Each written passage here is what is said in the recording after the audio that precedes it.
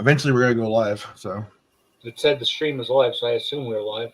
fuck it, we're gonna go live. Fuck it. I guess we're already banned from YouTube now. Oh, hi, folks. They don't allow cursing on YouTube? They don't allow anything. You can't do anything on YouTube anymore. It used to be the Wild West of stuff, but now they just let you play around with yourself. Hey, everybody. Welcome to IWC Coast to Coast. I don't know. I just watch old music videos on YouTube. See? That's all there is to worth it. That's all YouTube is. Just watching old stuff that you remember back in your childhood. It's all that's worth it. Nothing good on YouTube anymore. Hi, YouTube. This is IWC Coast to Coast. I'm Eddie Brock here in California, and my buddy JD over in New York. How you doing, JD? I'm doing fine. The weather is... Go ahead. Sorry.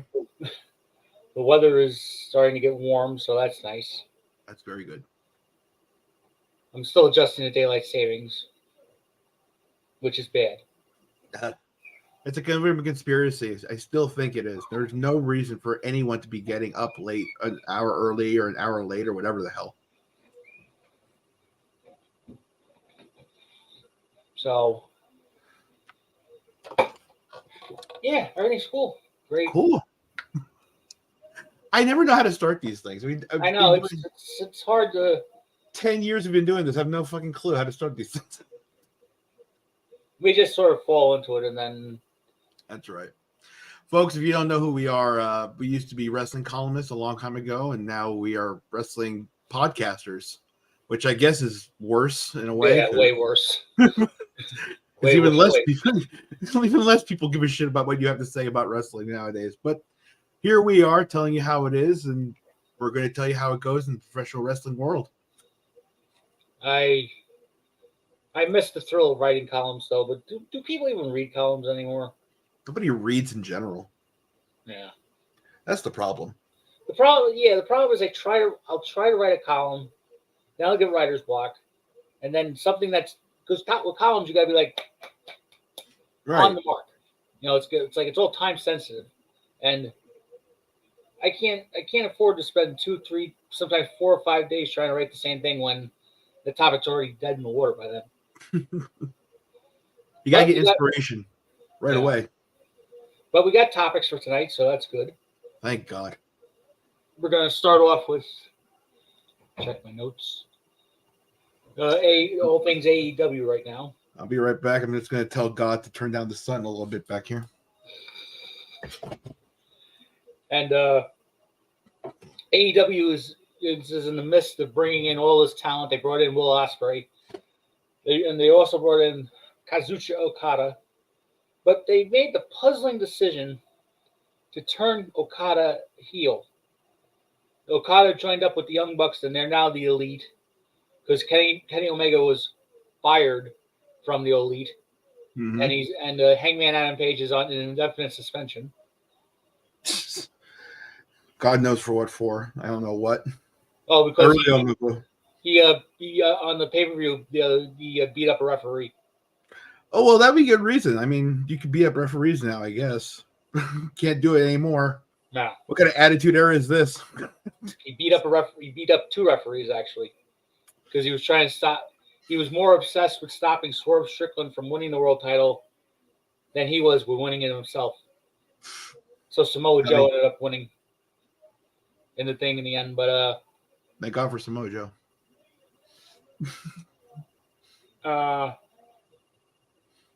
Sorry, that's him. Ospreay.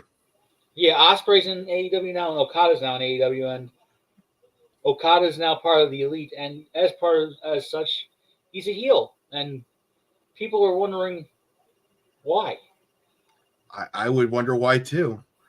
I mean, who in the world is gonna go to an AEW show to boo Okada? The man is an absolute legend, and he's a fantastic talent. International talent, great wrestler. He's going to have amazing matches, and you expect people to boo this man for what? I can understand booing the Bucks because since they've gone all corporate, they've become insufferable. Right. But I can't. Booing Okada just doesn't seem like it's going to happen. No way. They better switch that over pretty soon. Although I will admit that it does open the door now for the WWE to bring in Takahashi, just so they can do a one-shot with him and Nakamura at WrestleMania. That would be fantastic. No, I think poor Shinsuke he's going to be relegated to the Andre the Giant Battle Royal this year. Ugh. Doesn't even make it to WrestleMania. He gets to be on SmackDown. Oh man, poor Nakamura. Nakamura, he was the biggest. It's amazing how much they dropped the ball on him, but that's a whole other topic. Well, they mostly dropped the ball on a whole lot of people that we're going to be discussing later. So, yeah, but back to Okada, I think they got AEW's in dire straits right now. I mean, they're only doing half sold out buildings right now. I mean, even in small markets, they're getting only able to do half the building.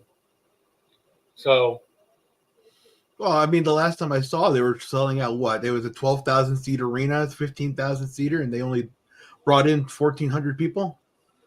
no, the pay-per-view they just did, they were able to sell out. They were able to sell out the building, but that was on the strength of Sting's last match. Because that's not going to draw enough. Because that's going to draw money. Sting's last match. That's why. Other than that, we got to talk about that in a minute. Yeah. But as for Okada, he's now with the Elite, and they're shoehorning. I don't want to say shoehorning, but they're throwing. He's getting into a feud with Eddie Kingston already over the Triple Crown title that they have. He wants Eddie Kingston's Triple Crown. I mean, it's not bad. I mean, on the surface, it's not a bad. It wouldn't be a bad feud, right? But no, I can see them having a good match. But on the surface, but when you look deeper, it's really Eddie Kingston versus the Young Bucks, and it's the same old angle that's been played for the last 25 years, ever since Vince and Austin. It's the corporate power structure versus the renegade who doesn't follow the rules and whatever. Ugh. Only it's Eddie Kingston, not Stone Cold Steve Austin. I love Eddie Kingston, so I'm not faulting him. I love Eddie Kingston too. I'm not defaulting him either, but I am saying that Eddie Kingston is what, 48? He's 42. 42, and Austin was how old when he was doing his whole thing? He was at least in his mid 30s.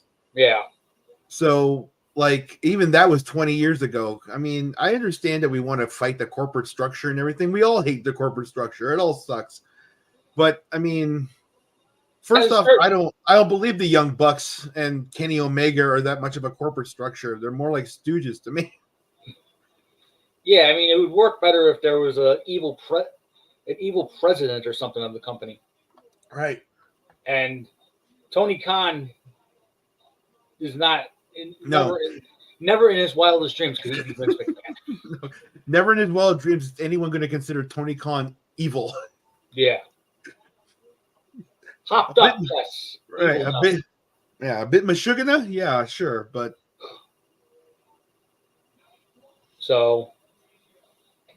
that's terrible. I had no.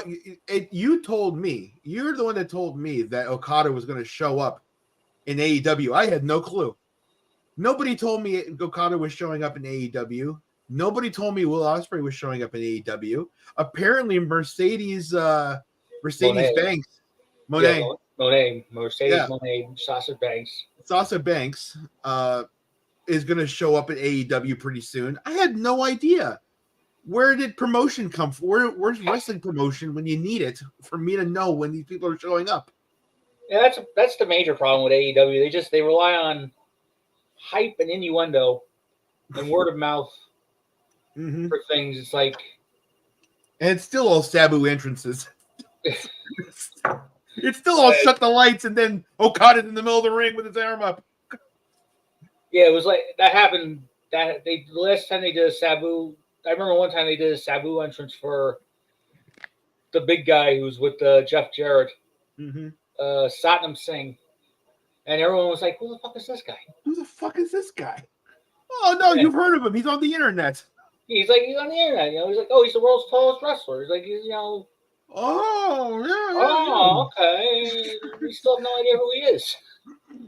So that's one of AEW's major problems. They just rely on like little innuendo and Twitter hype to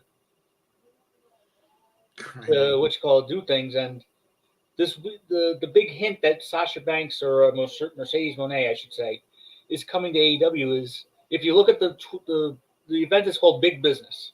Mm-hmm. It's AEW Dynamite Big Business because they're in Boston. Big business. Big business.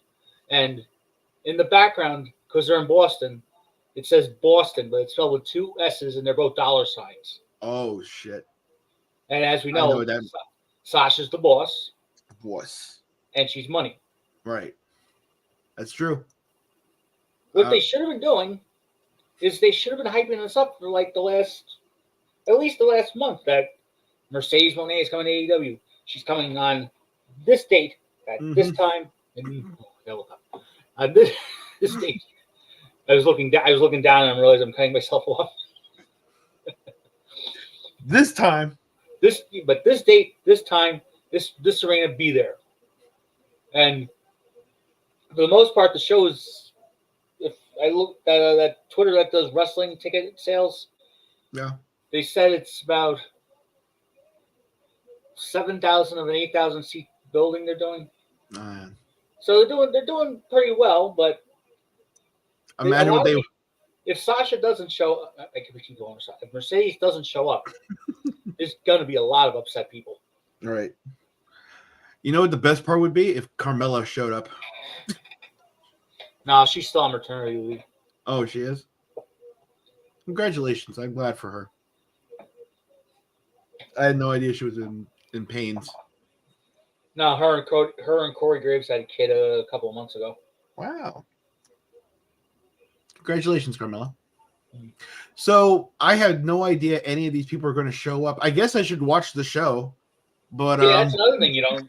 I mean, that's another thing nobody does. Apparently, AEW has a diehard fan base, and they are set in their ways, and the number doesn't go up or down.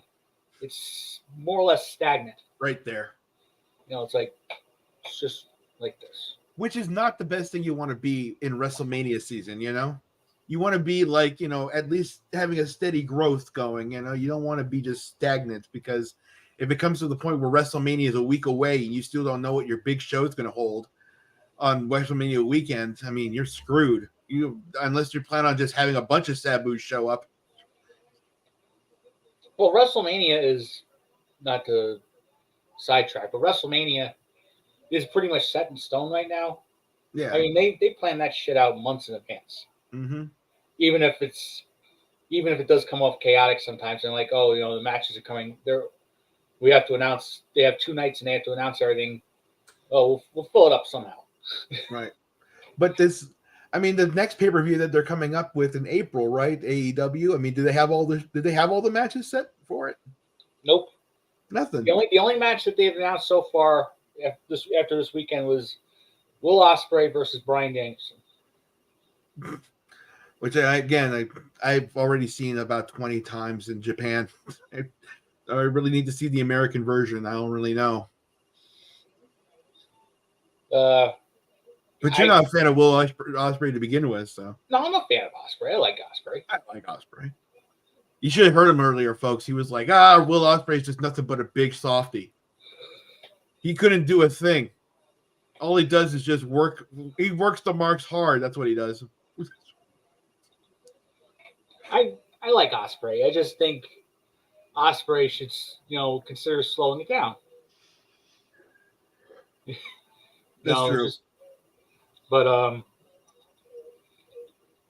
speaking of AEW, we got Okada as a heel. Sasha's underhyped debut is coming up.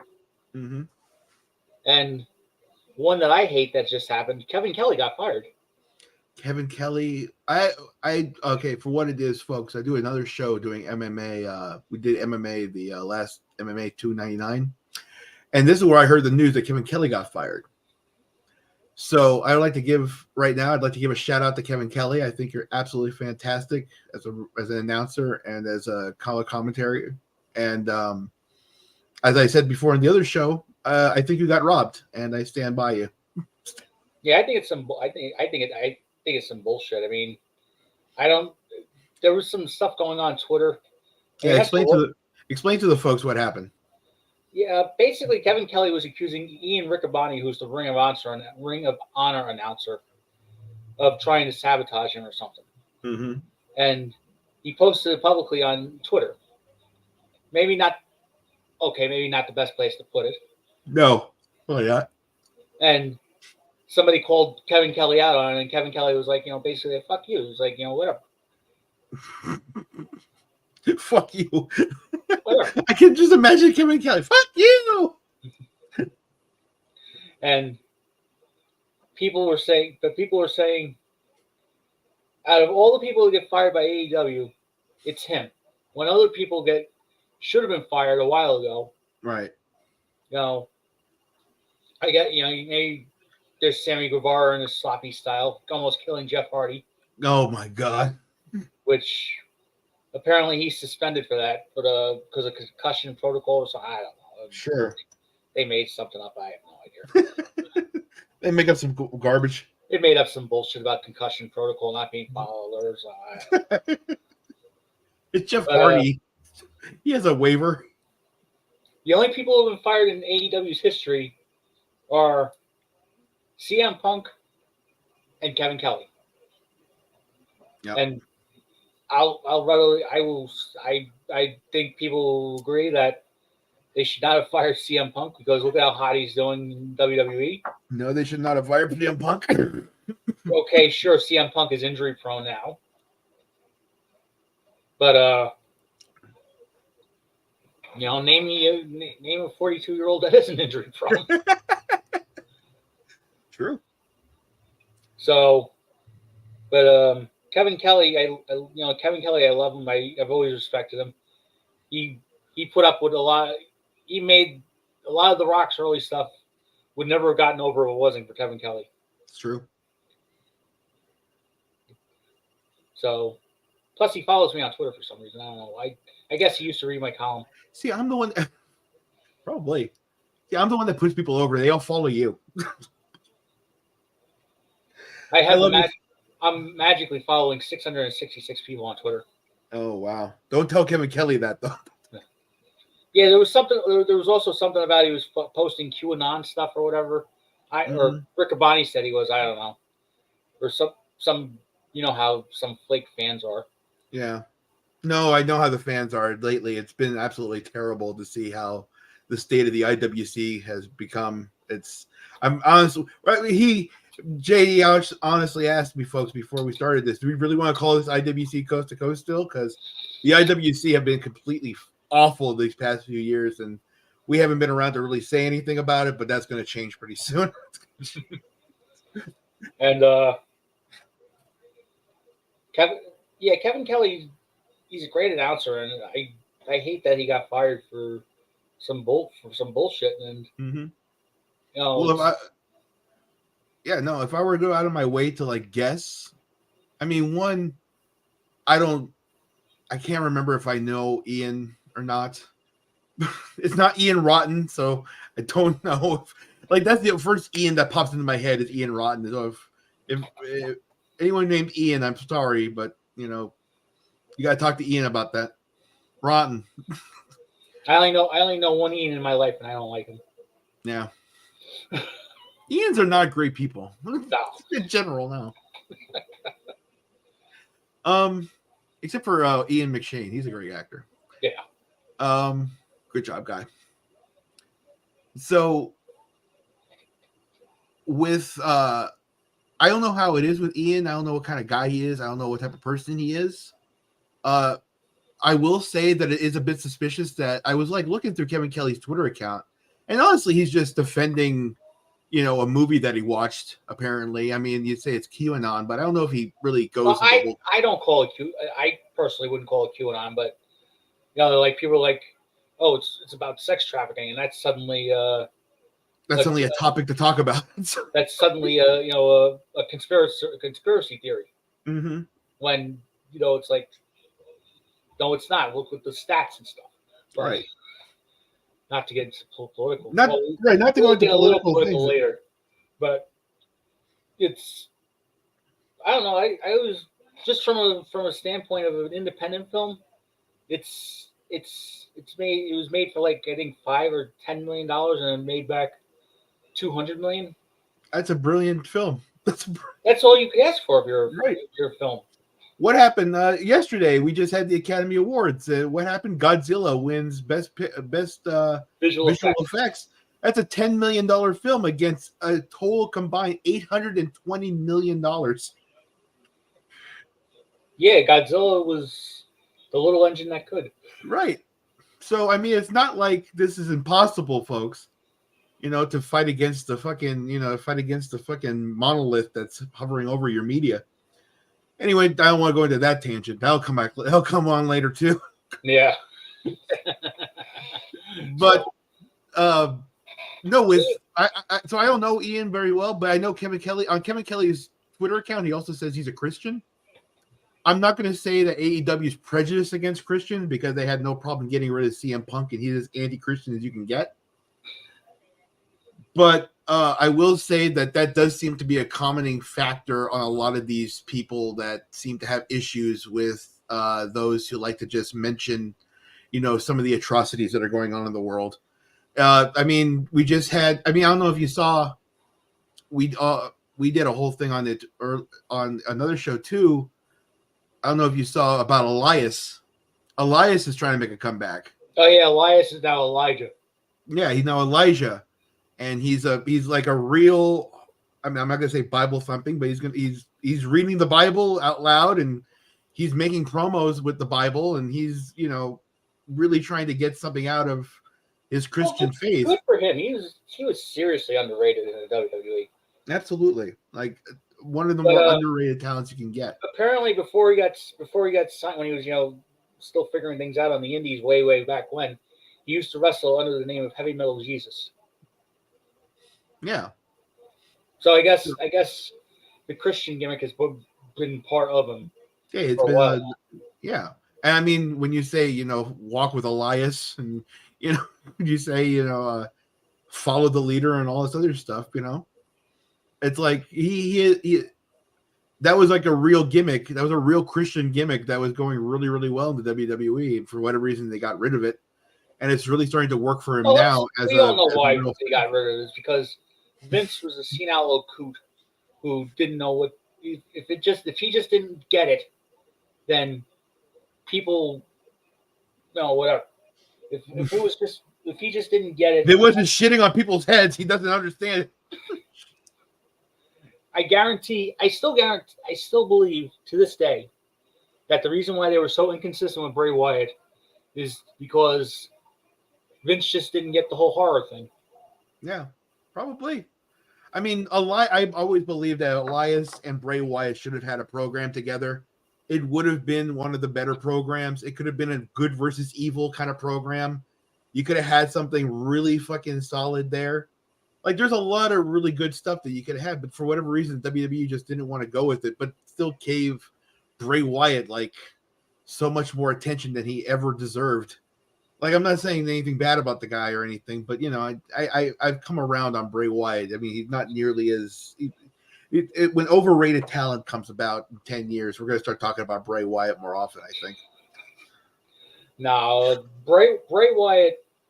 This is my honest opinion of Bray Wyatt. He was a solid enough wrestler in the ring, but his gimmick always came off as the gimmick itself, Bray Wyatt, not the person, but the gimmick, Bray Wyatt, always came off as like, what's the word for it? For those of us who did e-fedding, you remember the good old days of e-feds. Oh yeah, I remember the good old days of e-feds. Back when you can work an entire message board into your fucking whims. Bray Wyatt always came off as like one of those grandiose characters that somebody would come up with on it for an e-fed. Right. And like you need like that was we had an E-Fed for LOP, and one of the problems I always had was I did not write. I could have been world champion, damn it, but I wasn't right. But I wasn't writing 20-page promos. I could have been just like H. Right. I was the booker, but I wasn't right. But I wasn't writing 20-page promos. Putting myself over. Right. Then, oddly enough, I went to school for screenwriting. But Bray Wyatt it was just such a grandiose character that, and this is off topic because we didn't have this one on. Yeah. But I mean, I love the character, but it was just so, there's so many layers and dimensions to it that it wouldn't fit on a 2-hour show or a 3-hour show. No, you had to dedicate an entire pay-per-view to Bray Wyatt. I mean, that John Cena match, I mean, as a concept, it's fantastic, right? Yeah. The same way Pink Floyd The Wall is a great concept. Right? But I listened to Pink Floyd The Wall on the radio, and it's 2 or 3 songs. Not an entire 20-minute match where I got to see the entire evolution of John Cena seen by the eyes of Bray Wyatt. And all of this other hokey, that's what it was for me. Hokey. It was hokey, bad B movie horror stuff. I mean, if Bray wanted to do B movie horror stuff, God bless him. Mm-hmm. I mean, he probably would have made a killing doing that. And they had an entire WWE film department that allowed people to go and make these horror movies that they wanted, just like they did with Kane. You know, they just like we did with what was it? They tried to do with The Miz. They tried to make The Miz into a movie star. Well, Miz did well for himself. No, I'm not saying he didn't. I'm just saying that there was an actual film department in the WWE. Yeah, no, WWE films, yeah. Right, that they could have dedicated Bray Wyatt to. They could have, but even then I don't think they would have gotten it right. It might have been, but at least it would have been more adaptable or accessible, as opposed to taking large chunks of my pay-per-view and Monday nights. Yeah. You know what I mean? Taking 20 to 30-minute chunks of my pay-per-views or my Monday nights. And it was when Bray Wyatt was on, I knew that if I switched the channel, I knew I would be able to catch it later because it would still be going after I was done flipping the channels. Yeah. Not against anything about Bray Wyatt. I liked Bray Wyatt as a wrestler, and I liked his first gimmick. The Uncle Happy gimmick, I don't really understand. Oh, it was Max Cady. Right. I don't really understand. It was Max Cady from Cape Fear. Yeah. No, I mean, I understood that one. That was fine. Like the Bayou gimmick, that was okay. What I didn't understand was the serial killer, like the Fiend. The theme stuff and the Fiend and all that. That was I never understood how we left from Robert Mitchum to to Freddy Krueger. Freddy Krueger. Right. Like, see, and that's what I mean. Like, the Fiend could have stuck to WWE films. You could have made a whole division of movies off the Fiend. And you could have put John Cena and The Miz and all the people he was feuding with in the movie. It would have made sense. Oh, well. I'm sure someday somebody will make something, and then I don't know. Anyway, we hope you do well, Kevin. We hope you find work. We like you. And you too, Elias. God bless both of you. Elijah. God bless both of you. I mean, Elijah had a match with Speedball Mike Bailey on the internet. The internet. That's the best place to have it. That's what I hear. The Indies. And everyone seems like, and I've heard it was a great match. So there you go. Hopefully, see, if you're gonna hire a former WWE guy, I would rather it be somebody like Elijah or something. All right. Oh well. Speaking of WWE, they got into a little bit of trouble the other night. Oof. Roman Reigns was. They had a big promo with Roman and The Rock versus Cody and Seth Rollins. Oh, yeah. All right. And Roman dropped the C word on him. Mm-hmm. Not that C word. Not that C word. I got video. So let's sync this up if we can try to get this around here. So I can put this in. All right. All right, you see it? Yeah, I see it. All right.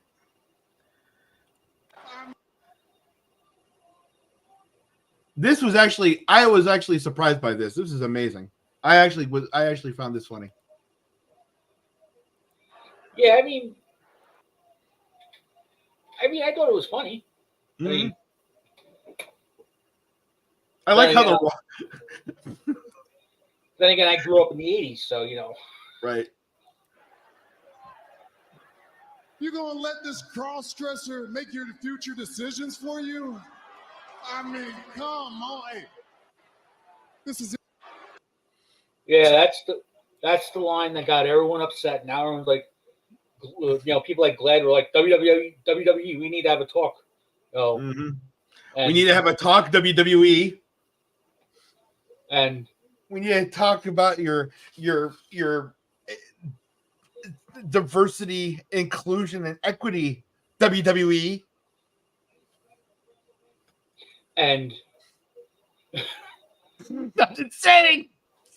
The Rock, he's still firmly planted back in 1998. Oh yeah, look at that shirt. Talk about flaming, by the way. It's cross-dressing. This guy's flaming. Shimmity crickets. The Rock.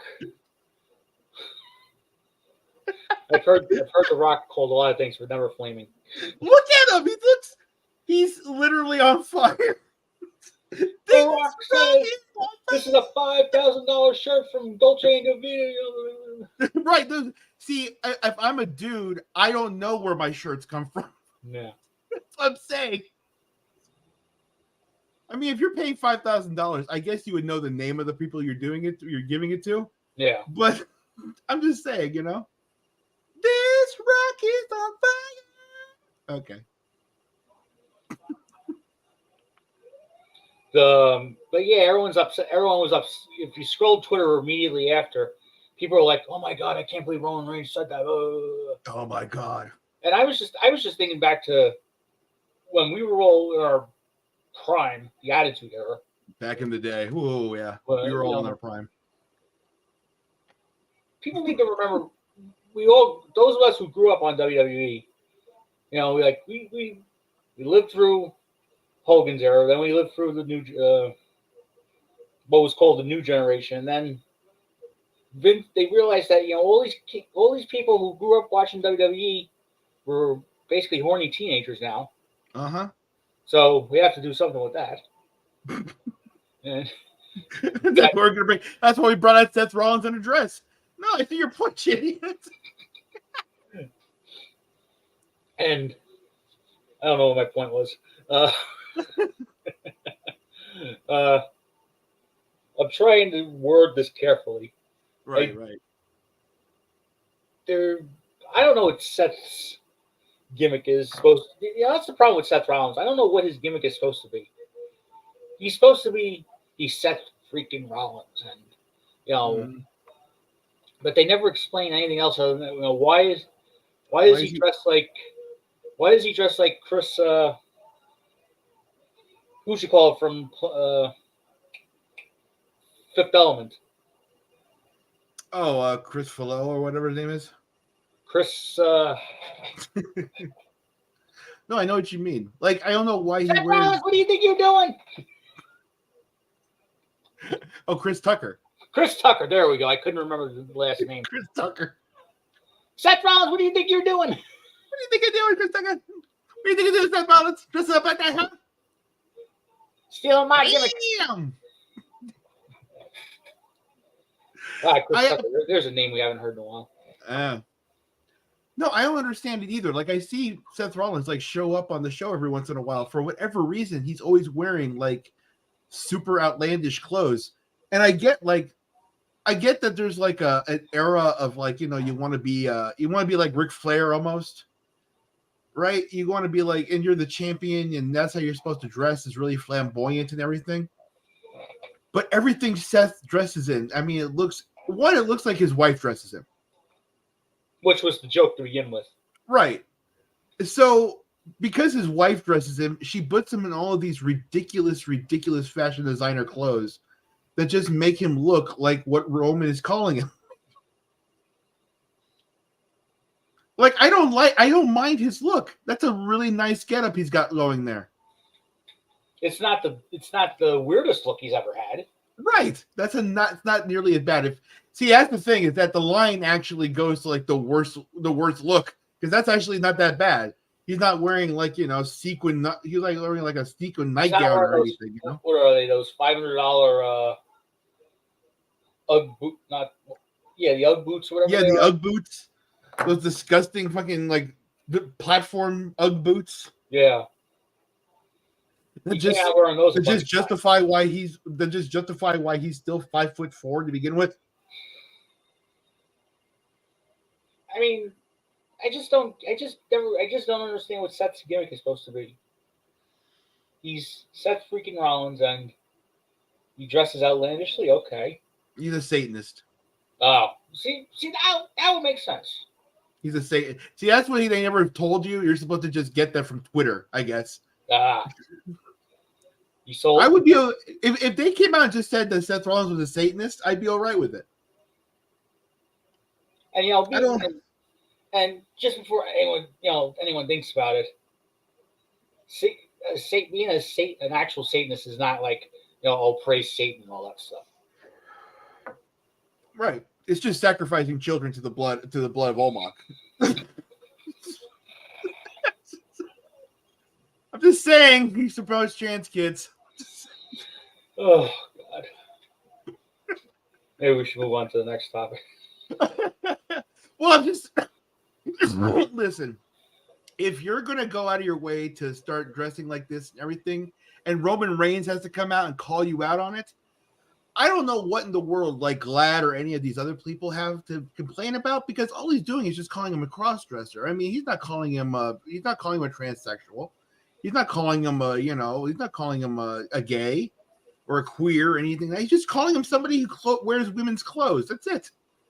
I mean, that's not something to actually get offended over. What I want to know is, and this is going to lead into the next topic in a second. Why does everything have to be real? Wrestling is supposed to be predetermined, and right. I don't want to say the F word, but fake. Everything's predetermined, and blah blah blah blah blah. But sure. But why does everything have to? Why can't it just be a story? Why can't soap? With soap operas and stuff, there's. Right, you would think that for a bunch of writers, they would come up with more dramatic stuff to talk about other than Seth Rollins cross-dressing. I mean, for soap operas and stuff, they have risque angles and whatever, and they don't need a disclaimer from everything for whatever, it's just accepted. But it's like with wrestling, anytime somebody says something, it's like, oh my God, we got this is the real world. It's the real world. You get what I'm trying to say, right? Right. No, I mean, there's no reason as to why the real world should interfere with what's going on inside of a wrestling ring, because what's going inside of a wrestling ring is between four dudes that are trying to solve an issue. And if calling somebody a cross-dresser is going to solve that issue because it's to embarrass him to change his ways, then storyline-wise, that's supposed to happen. I wish there was more depth than calling Seth Rollins a cross-dresser, and that's how. I mean, it's hard to get heat nowadays. Apparently, it's hard to get heat nowadays if you're actively trying to. But if you just say something that's just off key or off kilter from what everyone else apparently is agreeing to, then apparently you get the biggest heat you could possibly generate. Because Glad is going to call up and they're going to demand that Billy and Chuck get married. Oh God, I was just remembering that for a second. Right? I'm just, like They actually, the WWE bamboozled everyone on that one. that was fantastic. I loved. See, that was, and there was something Glad could get angry over. Because Right? I remember the morning of that episode of SmackDown airing. It was tape. It was taped, so they still had to do. They were doing press for this. They were on the Today Show. Yeah. They were on the Today Show promoting it, and like, oh yeah, this is like a monumental thing. Blah blah blah. Then of course later in the night, it gets down to it. It's like, we're acting, right? We're just actors, right? We're just acting here, and he's like, and of course Rico was like, "Well, kiss him, God damn it, kiss him, damn it!" I love Rico. Love you too, Rico. Rico was awesome. He was fantastic. He's another guy that should have been bigger in the WWE. That was a cross-dresser for you. He was flamboyant, and he was like he could have been a modern Adrian Street. Right, he was a legitimate badass. Like he could beat the shit out of you if he really wanted to. We love you, Rico. Yeah, I think he's had hard times lately. So, man, all the good ones have hard times lately. Yeah, all the good ones fall on hard times. It's not right. No. Meanwhile, Satanists like Seth Rollins get over wearing women's clothes. And we'll get to more ritual and more ritualistic humiliation sequences than we will in a minute. But no, I mean you can't. Like I was saying, you can't. The fact that you have to go there, right? And not even really go there because he didn't call him a gay. He didn't call him like the Iron Sheik. He didn't call him a gay. He didn't call him a hag. He didn't call him a. He didn't say any of that. All he did was call him a cross-dresser, and apparently that's enough heat in the internet to get you fucking up to the skyrocketing the moon. Meanwhile, you're actually trying to get heat by, actually working an angle, and it goes nowhere because nobody cares about that. It's amazing what gets you heat nowadays, Well, speaking of heat, I've had this idea in the back of my mind for a while now. Yeah. Oh, okay. Yeah, sorry. I blanked for a second. I've been wondering about this because creatively I like, I sometimes imagine, what, things could be like, could something work in this day and age or whatever. And sure. I was wondering, do you think a MAGA type of heel could work in this day and age, or would it be too extreme for today's audiences? I'm talking about somebody who's very pro-America, very America, but they're a heel. They're flag waving. They're every stereotype you can think of the South. Right. They have sex with their cousins. Well, I wouldn't go that far. But they vote Democrat, but tell everybody they vote Republican. But I've been just like a Southerner. But I've been thinking about this for a while. Could a MAGA gimmick get over, or would there be too much heat for the person to want to do it?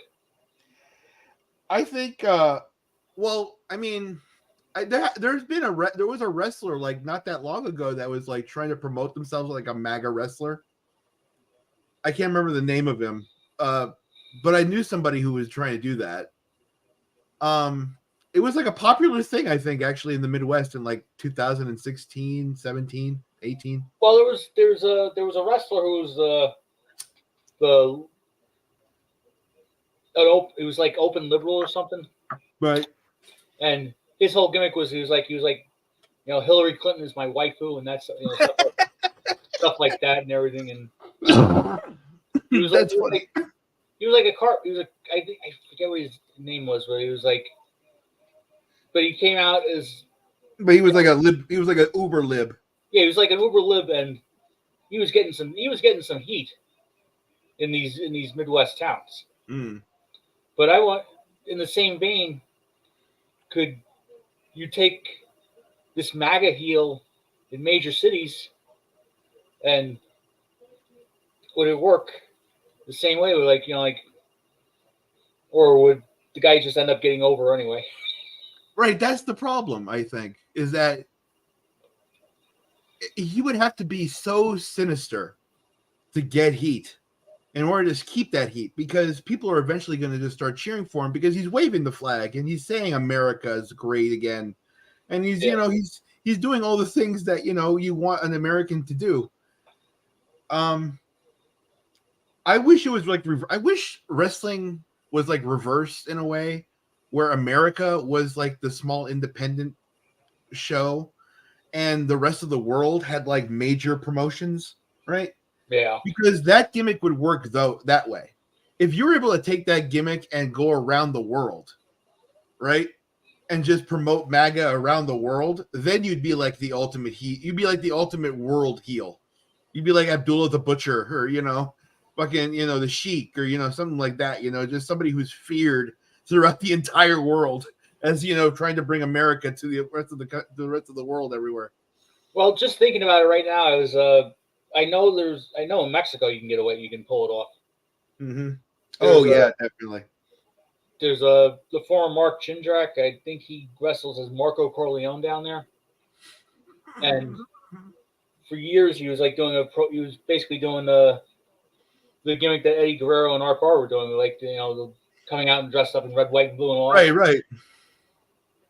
See, that's the thing. Okay, see, and no, in Mexico it would get over immensely. Like you could get over huge in Mexico being an American as a heel. Yeah. Like that's what the genius of Art Barr and Eddie Guerrero was. Los locos banditos. Los locos gringos. Yeah, Los Locos Gringos.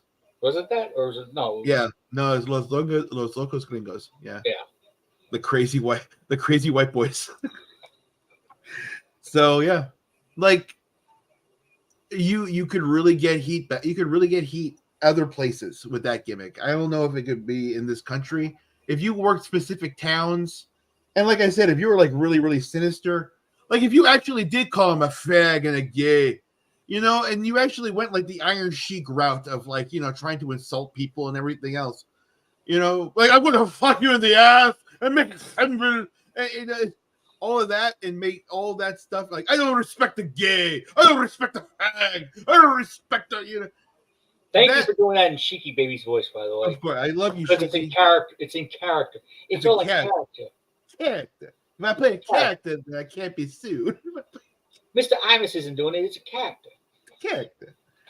But like, if I just like, if I went out of my way and went all Sheiky Baby on a bunch of people, like if I went to Portland, if I went to downtown San Francisco and just went all Sheiky Baby on people, then yeah, then I could get over as a heel. But I don't think I'd get over the heel in downtown Kentucky like that. Mm. Yeah, that's just what I was wondering. Is it possible? Because the country's so damn split down the middle, basically, right now. Yeah. Like in certain areas, you'd be like, people would probably want his blood. In other areas, people would want to buy him a beer. Mm-hmm. Right. And then the worst part is that you try to take, like, it's supposed to be a heel. It's a heel everywhere else, right? Yeah. Like everywhere else, like buys it. They all turn it heel and everything. You go in New York, you go to see, there it is. That was Elisha trying to tell you that the porns are coming.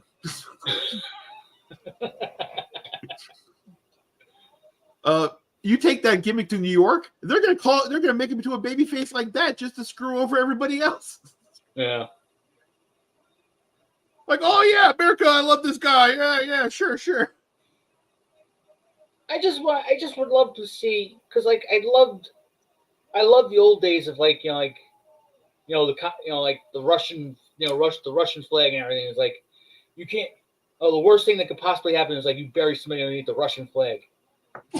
Right. By God, they're burying a cowboy under the Russian flag. By God, somebody's got to stop it. By God, the Russians are going to attack them. No, like, okay, with the flag,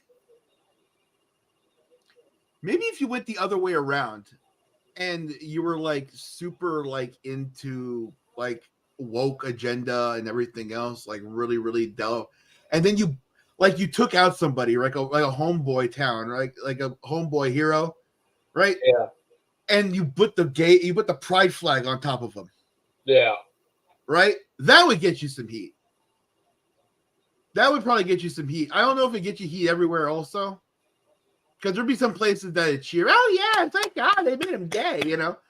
Yeah. But I don't know if it would get heat everywhere, but that would get you some more heat. That would probably get you more heat than the MAGA thing. It's just being like but like you were talking about the wrestler who was like a libtard kind of a wrestler. Yeah. Like if you got a guy who is like really, really into like a raven, like a raven of libtardian, a libtardian raven, that would work. That would probably get over as a heel. Yeah. So I don't know. It's just been on my mind for a while. Could this gimmick ever work? Because like there'd be a lot of, because I just miss the days of guys who are like need that armed police escort down to the ring or something. Mm-hmm. Like I miss Roddy Piper so much. And you watch all of his old stuff from like the mid '80s when he's coming down to the ring and he's got the armed security with him and everything. Right. And he's walking like a badass because he knows these guys aren't here to. It's like the thing in the Watchmen. These guys aren't here to protect me. They're here to protect you from me. Right. He's walking to the ring like I'm a badass. Because they're here to protect me from knocking all the fans out. So, yeah, I just wondered. It's something that's been in my mind. Is like, could it work? I don't know. Maybe not a wrestler, but definitely a manager. Mm-hmm. Yeah, maybe a manager would probably get more over with it, just because he could take it traveling around and put it in places where it can be. You know. Yeah. Plus, you could get more heat on a manager than you would want to have on a wrestler. The manager, the one that's going to get punched in the face, and that's where the biggest pop of the night's going to be. You know, he's going to get his comeuppance. I've always had this dream after defending America all day. No, being like JJ Dillon back in the mid '80s. Oh yeah. And your guy has the match where it's like, if you lose, I'll tell you what, if you could somehow win, you get 5 minutes in the ring with me. You get 5 minutes. 5 minutes. But we all know you're not winning, so. Right. And then of course the guy wins and. Oh God, no! Oh, Jesus, no! Jesus, now Buddha, somebody save me! But the whole thing is he gets his ass kicked for 4 minutes, but when that 5th minute comes around, that's when Tully jumps in, and that's when the new guy comes to save him, right. And boom, you got a new feud. Mm-hmm. And then somehow, of course, JJ in a pool of blood somehow wins the match. He's unconscious and raised victorious. I told you. I beat him up.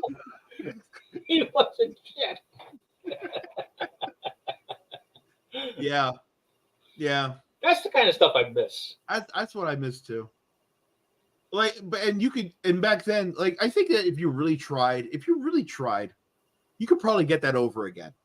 Because it's not hard. Like, it isn't difficult to believe. It's not difficult to get to that point where you're trying to believe what's going on in a match or an interview or whatever, that you want to attack the person that you're saying. Because I've had it happen. It's not hard to get people to attack you. You just got to give a little to get a little. That's a weird way to put it, I know, but it's like a weird thing also in wrestling. Like we grew up in a time where wrestlers actively wanted to get punched by their fans because they knew that's how you got over. Yeah. Like I was watching Jake Roberts just passing through Jake Roberts on Joe Rogan, right? And I know exactly how he feels when he says there is nothing better than starting a riot. Yeah. That you were the cause, you were the catalyst to these people losing their whole mind, that they just decided to blow it off on everything else around them like a powder keg. Oh, I just speaking of Jake Roberts, I just heard a cool story about him the other day. I was watching an interview with Sting from Starcast a couple of years ago. Yeah. Somebody was nice enough to put it up on YouTube, and he's talking about a match he had with Jake Roberts at the Sportatorium in Dallas, Mm-hmm. and they're wrestling, and then they're on the ground, doing like a headlock or something, and Sting's like, well, what now? And Jake's like, just stay here, just don't do anything. They're like they're more interested in something that's going on in the crowd, Mm-hmm. and apparently what happened in the crowd was he's like, oh, there's a fight in the crowd or something. No, Right. what happened was apparently somebody pulled a gun and tried to shoot Jake. Yeah. So, yeah. He told that story on Rogan too. Yeah, somebody tried to shoot Jake, and he's like, "Oh, somebody tried to shoot." So somebody was shooting at him and me. Nice. Now, luckily today we have metal detectors, so it's really hard to get a gun into a building. Right. Exactly. But still, that's the kind of heat I'm thinking of. It's like, could you see that kind of heat again? Mm-hmm. Ever again. You know what? I'm just gonna play this. I love this story.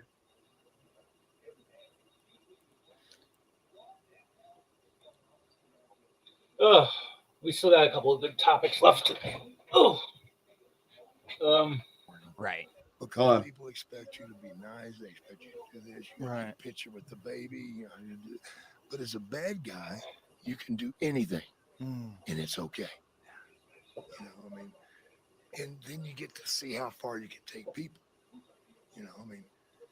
Some people this kind of bugs people, freaks them out a little bit, thinking about starting a riot.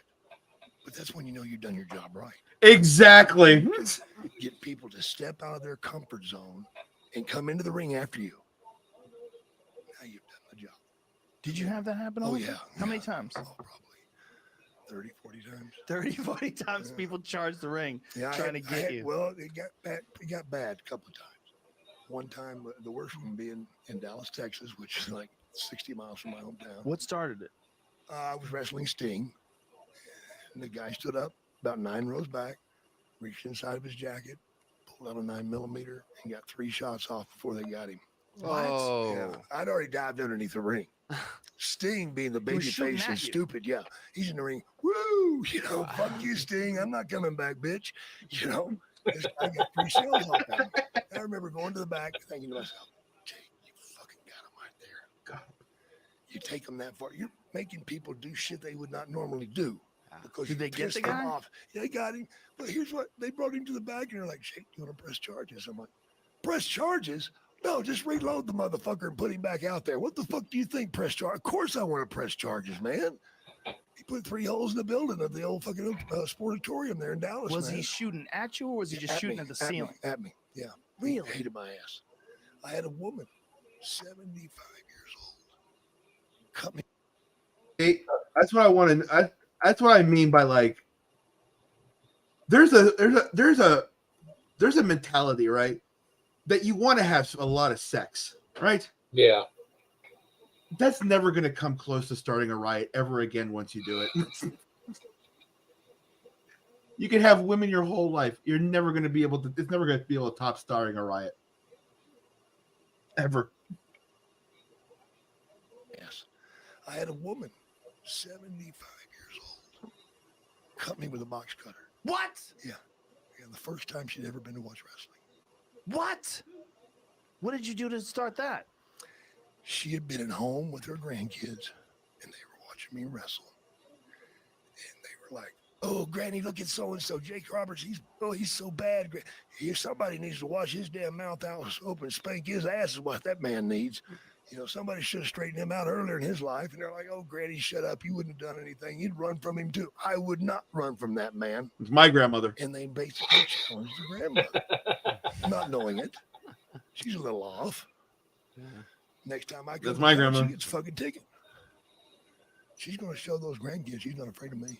Oh, Jesus Christ. As I came down the aisle, I got security around me. And all of a sudden, my security's gone. This is fucking great. No security. And I turned to see what they're doing. There's this old woman that's down, and they're all over her. And I'm thinking, What, she have a fucking heart attack, man? What's going on? Hey, guys, what's going on? Jake, she fucking cut you, man. I'm like, oh, you're full of shit. Look at your arm. Holy shit. I fucking kicked that bitch right in the face, man. I went down and tried to cross-face her, you know. How bad did she cut you? About 30 stitches. Jesus Christ. Box cutter. You just didn't realize it. You don't feel it, the box Right. cutter. You're so Slices. sharp. Yeah.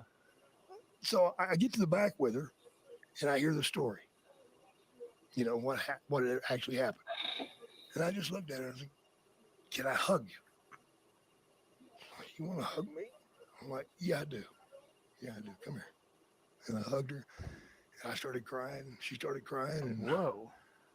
Jesus. Was that wife number 2 or 3? I would have taken her. That's why it only lasted 4 months. She died. She died. Yeah. She ran out of blades. Yeah, there you go. There you go. What? See, that's the kind of wrestling stories that we grew up on, folks. So, like, that's the reason why it's like really strange to hear like AEW and WWE.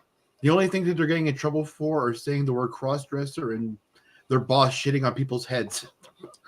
Like, it's a strange thing to like deal with wrestling nowadays. Yeah, it's I just can't just imagine if there was a Twitter 25 years ago. I know. God. I would have been banned so many fucking times. I would have... No, the only equivalent to it would have been the AOL message boards. Right. Those were fun. Yeah. That's where you knew where real fans were. They said the F word, the A word, the M word, the every word. Speaking of words, all right. So we think. Did you see the Oscars last night? I saw some of it. I wrote a column on fandompulse.com. If you'd like to go to fandompulse.com for your pop culture needs and wants and news, go and check us out, fandompulse.com. I wrote a report on fandompulse.com that there was a screw up on the memorandum. Oh yeah.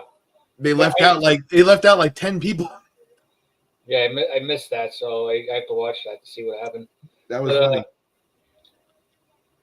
Last night they decided to do a lame joke about the 50th anniversary of the Shrieker incident. Oh yeah. And John Cena was the guy who was supposed to shriek across the stage, but he's like, well, I don't want to do it. And then Jimmy Kimmel was like, well, fucking do it. Go do it. It was all a lame joke, just like for costume design, which I thought it was funny. Right. But apparently, in the deeper parts of the internet, this was somehow some sort of Illuminati humiliation ritual.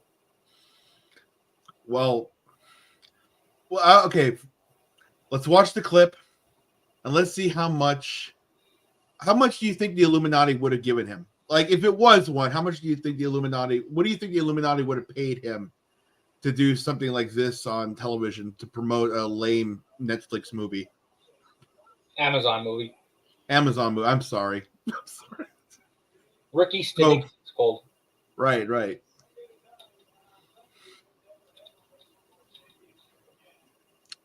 At least 4 or 5 trips to Epstein Island I would probably take. Just saying. I mean, you got to think about what in the world he traded to have to do this on national television. By the way, just I can admire as a straight heterosexual male.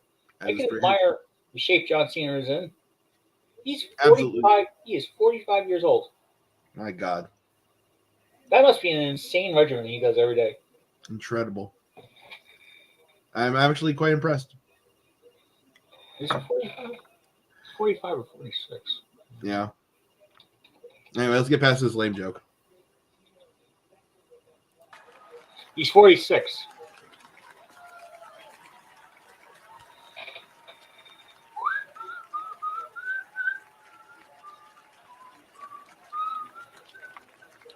You know what the worst part is I've seen this joke on South Park. Remember when Cartman was invisible, or he thought he was Oh invisible? yeah, Cartman was invisible and He tried to do the sneak past everybody naked. The exact same way he's going to. Just saying. It's not even an original joke.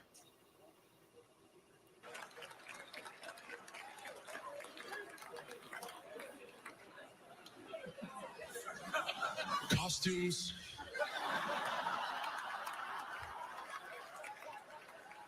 They are so important. Maybe the most important thing there is.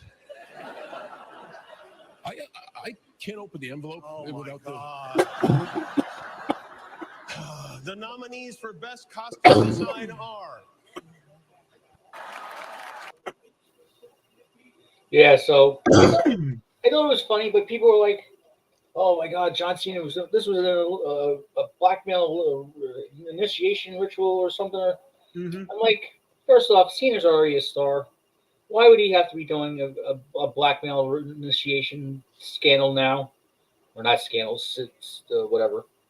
A ritual. Ritual. That's for guys who are just getting into the business. That's true. Can't deny that. John Cena's already a star.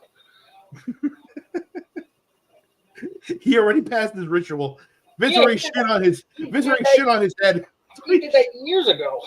Right. That's why you couldn't see him.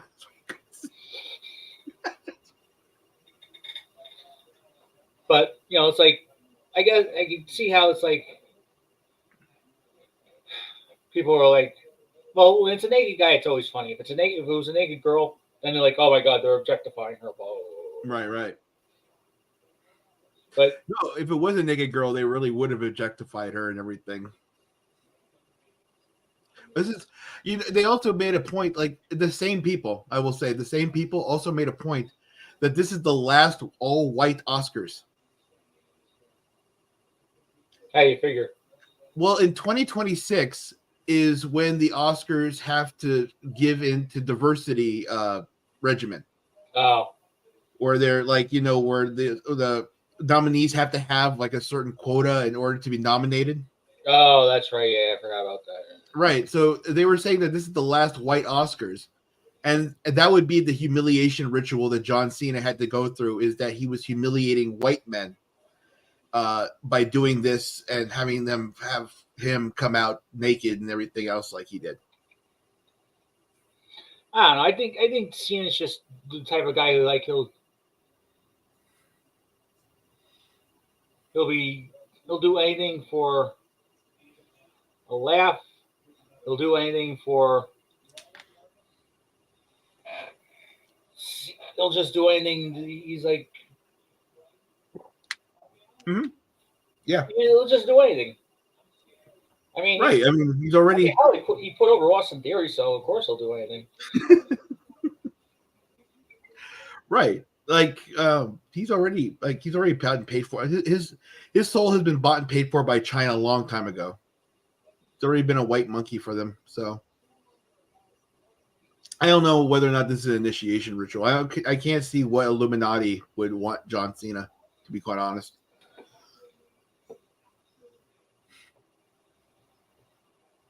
Although I will say that, again, like you said, he's very well physiqued. I'm not going to deny. 46-year-old guy. It's tremendous. Tremendous body. Huh. I mean, all this does is just lean into even more of my DEI conspiracy. So, like, the fact that they have John Cena come out for the Oscars and everything else, and they all have all this stuff that's been going on in video games and everything, it just leans into even more of it. It's sad. It's sad that weird conspiracies have now entered my wrestling now too. Well, everything's conspiracy if you think about it hard enough. True. I can't deny that. Speaking of what is not a conspiracy. Oh. Al Snow recently gave a comment that he thinks that somebody is going to legit die in an AEW ring someday. They're going to get assassinated. No, not assassin. Oh. Well, if AEW could get that kind of heat, they'd be selling out buildings. They wouldn't be doing half built arenas. That's true. But no, this stems from the pay-per-view the other day, last week, Revolution, where Darby Allin did a glass spot where he fell off a ladder and went through a pane of glass. And, Yeah, I saw that. And it was real glass, and he really almost lacerated his liver. That dummy. What a moron. Not even Cactus would do something that stupid. Right? Like, Cactus did a lot of dumb things. And I'm sorry, Cactus, but I mean, you understand that longevity in your career didn't help by you dropping yourself off of 20-foot ladders every other week. I can't jump high, but I could fall. I could jump off of high places. Right. I could fall off of high places there, boss. So, like, but the fact that Darby Allin, like, for whatever reason, I mean, this man obviously has some, I'm not going to say a death wish, but he obviously has some idea that he doesn't feel pain, or he doesn't want to feel pain. He wants to be that kind of a gimmick, or he wants to just be able to put himself through immense pain. I don't know how that gets you over. That doesn't get me over with that. It doesn't get me over. It doesn't, I'm not impressed. The worst part is I've seen like fatzos. I've seen like 480-pound fatzos like do the same thing in garages, right? So it's like, it is not even athletic to fucking put yourself through a plate glass window. No, it's stupid. It was stupid. I mean, I don't understand. And of course, there was also the glass was going everywhere, so it was going into the crowd. Mm-hmm. So it's like, I saw that. Yeah. It's not like this is friggin' CZW and they're like the tournament of death in some backwood. Right. It's not even a tournament of death. It was just a show. It was just some fucking match. I mean, yeah, all right, it was Sting's retirement match, but I don't know why he thought he should upstage Sting's retirement by dropping himself through a plate glass window. I mean, Sting went through one of the windows, but Sting was smart enough to have a full shirt and everything, so just in case he got caught, right, wouldn't cut him up. He's not gonna be an idiot and fucking slice himself up. No, Darby Allin though. I mean, we have our definitely. He'll fucking go off and do it. Like Darby's preparing for the biggest risk of his life. He's actually going to be legit climbing Mount Everest. Oh boy. For whatever reason, like he just decided, I want to go climb Mount Everest. He's been preparing for this for like the last year or so. He said, this coming week on Dynamite at Big Business, it's him versus Jay White. He said last week, like, this could be my last match because I could die up there. Okay.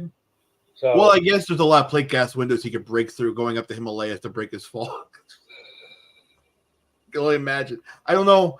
Is that so? Did he go through the plate glass window so it could feel like if he fell on a bunch of rocks, it would feel the same kind of way? Like if he fell from a great height from a bunch of rocks, it'd be the same kind of thing. Like he thinks that if he takes like a higher drop, he'll survive.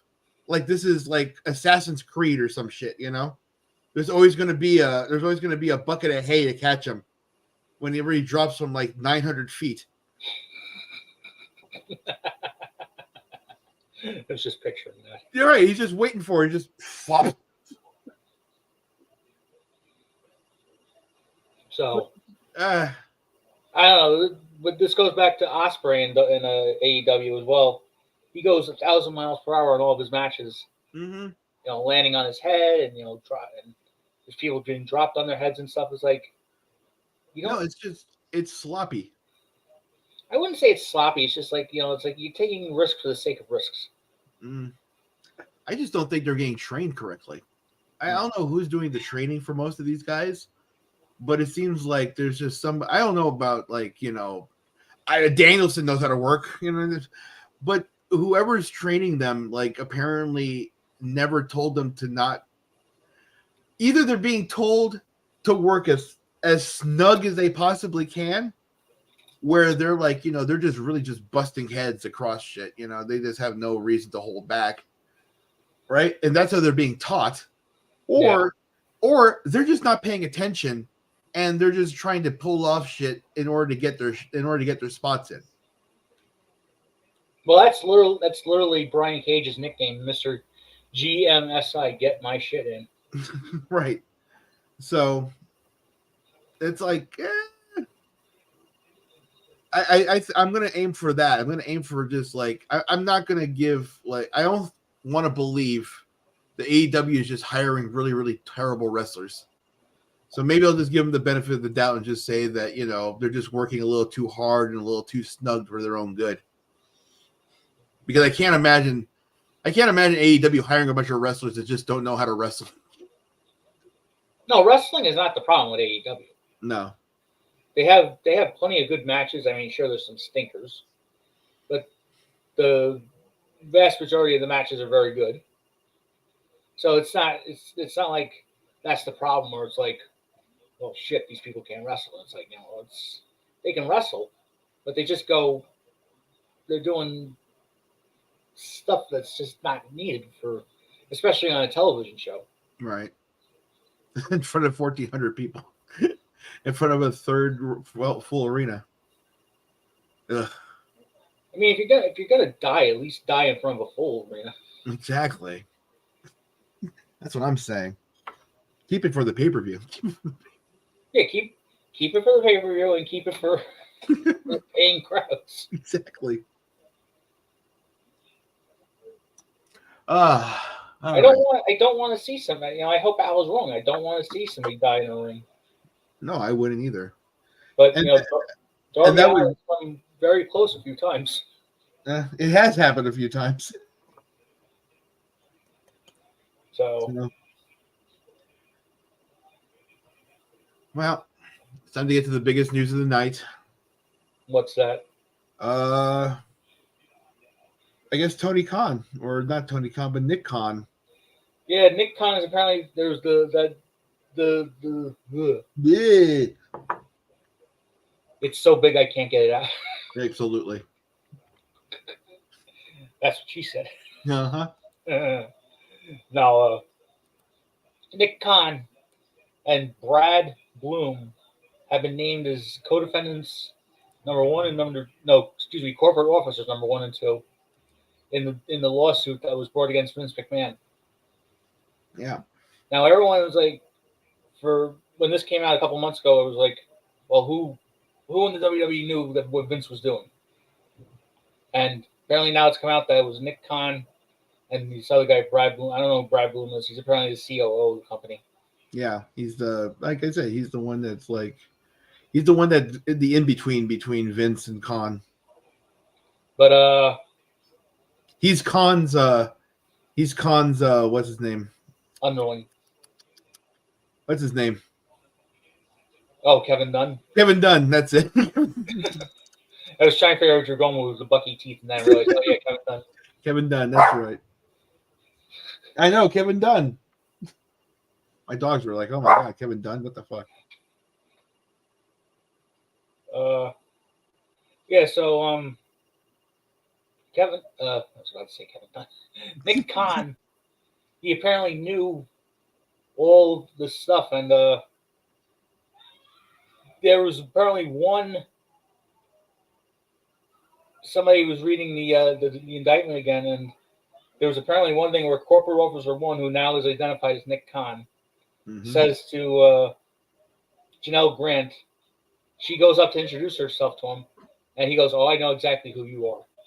I've seen your nudes. I've seen you before." Yeah. So if Nick Khan is on, if they're saying that Nick Khan knew, then I guess they're really up shit creek. They're terrible with this shit. Let's see here. This suit described the work environment of the legal department. I'm reading from the office front office reports here, folks. As distressing to the point that Grant was openly experiencing panic attacks in the office. She never She was never on board, it says, or even given clear responsibilities. And her lawyer or nurse, I don't know who nurse is. Who's nurse? Oh, Brian Nurse, former general counsel. Oh. apparently the WWE's lawyer was apparently involved with this woman apparently too. He was quote warm with other colleagues but cold with her, end quote, before becoming openly hostile. Behavior his staff noticed, discussed with Grant, and in some cases emulated. Oh my God, even the legal department is screwed up in all this? Yeah. Jesus Christ. Under Khan, the childhood friend of the new TKO, Rock Johnson, Dwayne and the Rock Johnson, has achieved unprecedented business success. Yep, this is where they go into hiring into TKO and everything. Yeah, because he was the facilitator of that whole gimmick, right?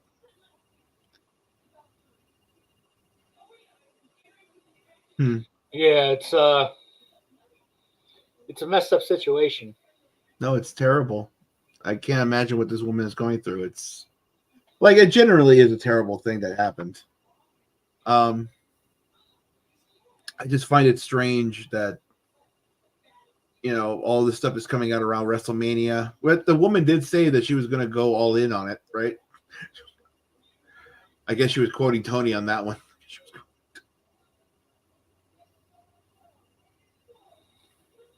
The WWE really is in a predicament because I'm sure TKO and Endeavor, who own the company now, Yeah. they'd be more than willing to clean house and fire everyone. Oh, definitely. So if I was Triple H, I'd be very worried about what I do know and don't know, because everyone's like, oh, corporate officer 1 has to be Triple H. Well, it wasn't Triple H, but that doesn't mean he's not corporate officer number 3 or 4. All right. And we're pretty sure that one of these corporate officers was probably Stephanie. Oh yeah, apparently Stephanie knew. She knew that Vince was. I don't know if she knew what Vince was doing about this to this level, but she knew that he was definitely a philanderer and a womanizer. Right. I guess she. I heard some reports that it lately came out that she went after Ashley Mazzaro when she was trying to come forward with her problems. Yeah, Ashley Mazzaro, God bless her soul. She R.I.P. honey. Yeah, she was apparently sexually assaulted in Iraq on one of the tours. Yeah. It may have been by somebody in the army who did it to her. She never really said. But I believe that was the insinuation. And the WWE was basically like, look, you don't want to, we got a good thing going here. Do you really want to, make this public, something like that? Mm-hmm. We got a good thing going here with the army, the military. Are you sure? It's sad what happened to her because sexual assault runs rampant in the military. So it's and who knows what else might have happened. I don't know. Apparently, excuse me. Apparently, when she brought this to Stephanie legitimately said that it did not happen. She did not believe her one bit. She was not going to have it. And as someone responsible for her career and everything, that Stephanie really should reconsider a lot of the things that she's had to stand by lately.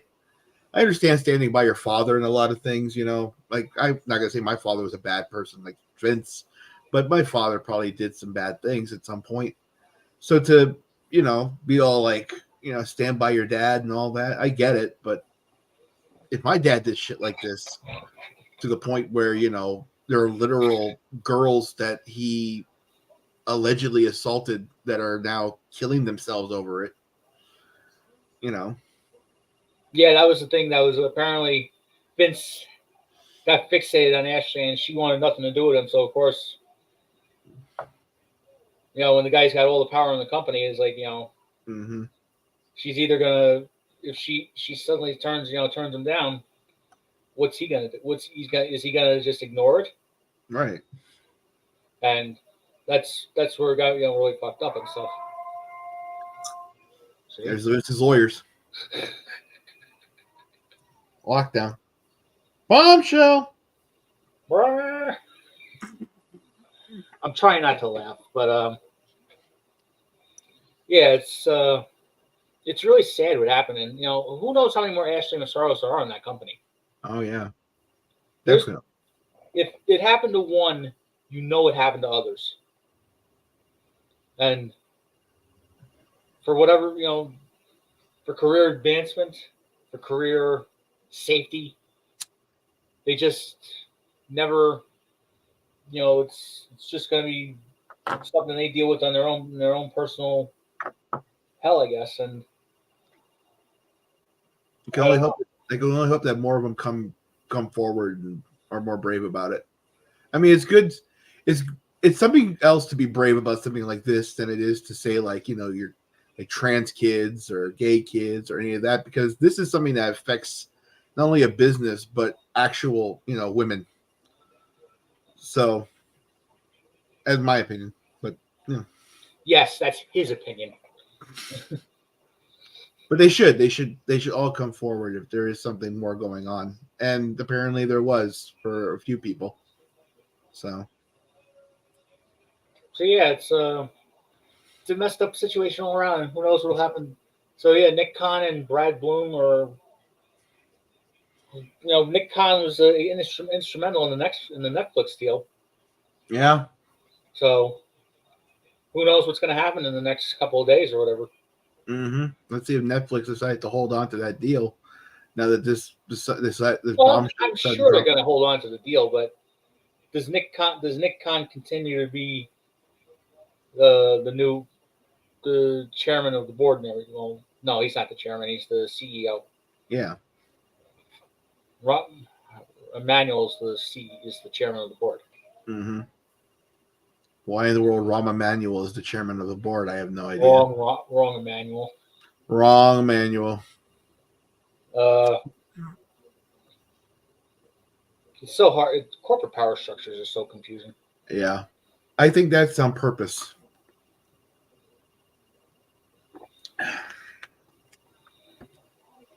Well, I think we had a good run tonight. Yeah, that was fun. Depressing but fun. Yeah, we ended on a depressing note. Right. I mean, but that's how the world ends, Not with a song, but with a whimper. But I think as the show, I think it was pretty good. Let's try this again. All right, JD? Yeah. Cool. All right, folks. Thanks a lot for showing up. I know we got to practice on the exits and the intros and everything else. Maybe I'll make something for the show. I'll try to make like an intro and an exit, so I don't have to feel like so awkward trying to mumble my way through hanging up the phone, essentially. But if you have anything to plug, JD, you want to plug anything or whatever? I guess just look for me on Twitter at GanalordNYC. You can find my musings there. There you go. And if you want to check me out, it's EddieBrock_YT at Twitter or X, whatever they want to ban me from. I don't care. Oh yeah, that's right. It's X now, not Twitter, is it? Yeah, X. Go give it to you. I'm not calling it X. I'm calling it Twitter. I like Twitter much better. It's a much more catchier name. And of course, you can check me out at fandompulse.com, where we have again the best and most honest pop culture news, including games, video games, comics, movies, TV. We're going to start getting music pretty soon, and hopefully, if this takes off, or we do a couple of more of these, hopefully a sports section. So we'll see how the future Today goes. Speaking of sports, today was a bad day for the New York Giants. That's what I heard. It was a bad day overall for the AFC. The NFC and the AFC, and just bad in general. Mm-hmm. Well, we'll probably talk about that next time, folks. Anyway, thanks for showing up, and peace out. As Tiffy Stratton would say, toodles.